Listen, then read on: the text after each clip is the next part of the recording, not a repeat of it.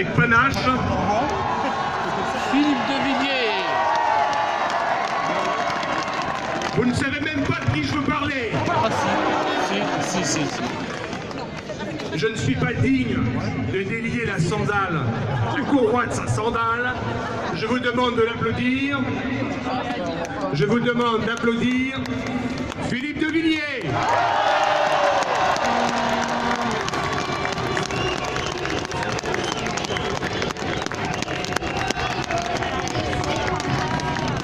Merci de faire un tonnerre d'applaudissements pour l'ancien ministre, pour le créateur du Puy du Fou. Je vous demande d'accueillir Philippe de Villiers.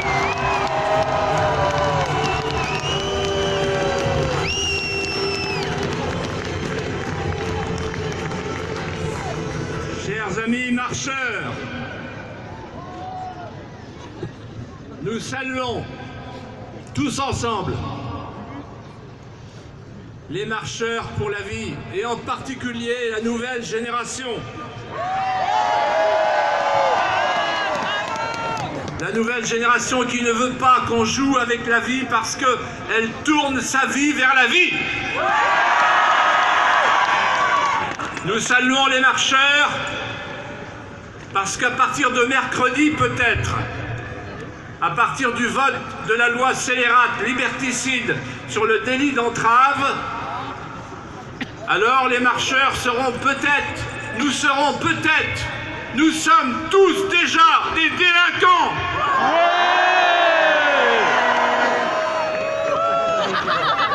Marcheurs aujourd'hui, délinquants demain, héros après-demain. Et je vous propose que nous demandions au pouvoir public de créer des établissements pénitentiaires de grande taille compte tenu du nombre des manifestants pour que nous puissions agiter les barreaux de nos cellules en criant « La vie, la vie !» Il faudra pour nous faire taire que nous créons des unités de déradicalisation. Nous sommes des entraveurs, les entraveurs du crime, les entraveurs qui empêchent d'avorter en rond, de tuer, de manipuler, de mentir. En écoutant le président de la Fondation, Jean-Marie Le Mennet, il y a quelques instants, je pensais au professeur Jérôme Lejeune, quelques jours avant sa mort. Je me souviens de sa phrase, de son avertissement. Philippe, ne lâchez jamais sur la question de l'avortement, de la vie. Elle commande toutes les autres. En fait, il avait entrevu, il avait pressenti l'enchaînement tragique. Nous assistons aujourd'hui à la déshumanisation progressive du monde par l'effacement planifié du visage de l'homme. Deux évolutions fatales se sont produites et qu'il avait prédites. La première, c'est que l'avortement, qui était une exception, est devenu la règle. De libertaire qu'il était, l'avortement est devenu totalitaire. Le petit être dans le sein de sa maman n'est pas défendu et il est défendu de le défendre. Aujourd'hui, si vous tuez des ragondins, vous allez en prison. Si vous tuez un embryon, vous n'allez pas en prison. En d'autres termes, un animal devient un sujet de droit pendant que l'embryon devient un objet. C'est du délire.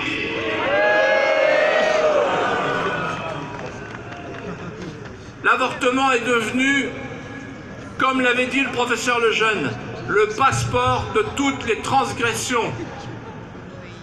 La marchandisation du vivant, la gestation pour autrui, l'allocation de ventre, le transhumanisme des néo-prophètes et naturellement l'euthanasie. Il y a 3 jours, il y a eu un débat des candidats du Parti socialiste à la primaire. Laissez-leur une chance. Et la question qui a été posée par un journaliste est la suivante. Quelle est l'idée qui n'a pas eu cours dans la campagne? Quelle est l'idée que vous voulez proposer? Et deux d'entre eux ont eu la même idée. Ils ont dit l'un après l'autre avec les mêmes mots, nous voulons le droit de mourir dans la dignité. J'ai pensé qu'ils parlaient du Parti socialiste. Eh bien non, ils pensaient à nous. Nous ne voulons pas mourir dans l'indignité. Nous voulons qu'on laisse les gens vivre, qu'on laisse les petits, les grands et les vieux vivre. Nous voulons que la vie l'emporte toujours sur la mort. Il y a un autre personnage qui m'a marqué, c'est Solzhenitsyn. Quand il a dit, en parlant de la vie et de ce qui allait se passer en Europe et en France, le gouffre est profond, il ouvre sur le vide, mais bientôt il ouvrira à la lumière. Sortiront de la grande catacombe des petites lucioles tenues par des mains hésitantes de dissidents. Les petites lucioles, c'est vous. Les dissidents, c'est vous. Vous n'êtes pas des manifestants. Vous n'êtes pas des manifestants qui êtes venus pour défendre des intérêts catégoriels. Vous êtes venus défendre la cause qui surplombe toutes les autres. Vous êtes venus dire à la France entière, nous ne voulons pas que la France meure. Nous assistons aujourd'hui, depuis le regroupement familial et la loi Veil, à un chassé-croisé démographique insupportable. Immigration de masse, avortement de masse. 200 000 avortements par an, 200 000 migrants par an. Nous sommes à la veille d'un changement de peuplement que nous ne voulons pas. Et nous sommes aussi des manifestants de la civilisation, les dissidents de la civilisation. Bien sûr, on nous vante les mérites de l'homme nomade, de l'homme déraciné, de l'homme désaffilié, de l'homme désinstitué, sans sexe ni patrie, un zombie. Nous ne voulons pas de zombies. Nous pensons que la société de demain, en France, comme en Amérique, comme en Russie, comme en Europe, partout où l'Occident se réveille, nous pensons que l'avenir est à l'homme enraciné, réenraciné, réaffilié, réinstitué et qui croit aux patries charnelles. Je le dis, croyez-moi, il y a encore de l'avenir pour les hétérosexuels. Alors, nous nous tournons vers les candidats de l'élection présidentielle et nous leur disons ceci simplement. Soyez courageux. Soyez cohérents. Ne soyez pas des hypocrites et des menteurs pour venir chercher nos voix. Ne dites pas, par exemple, je suis contre l'avortement en privé, mais en public, je suis pour. Ça, c'est pas possible. Je sais qui disent. On ne peut pas plonger la main dans le bénitier en criant c'est un crime et ensuite plonger la main dans l'urne en disant c'est un droit. Et donc, nous demandons, avec la Marche pour la vie, que soit retirée dès mercredi prochain cette loi scélérate sur le délit d'entrave. Nous demandons, à l'heure où tout le monde veut faire des économies sur la sécurité sociale, nous demandons que le remboursement intégral de l'avortement n'est plus court en France. C'est une honte. Nous demandons qu'on revienne sur la loi sur le mariage homosexuel.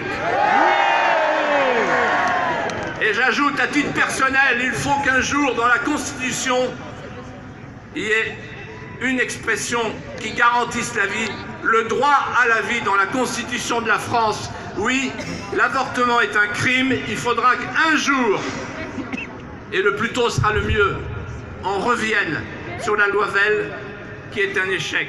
Chers amis, vous le savez, nous le savons, et c'est la raison pour laquelle nous sommes si nombreux. cet après-midi à Paris. Un pays qui tue ses enfants perd son âme.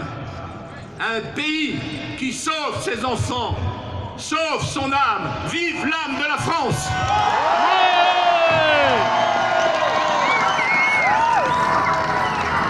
Mesdames, Messieurs, faites un tonnerre d'applaudissements pour Philippe de Villiers.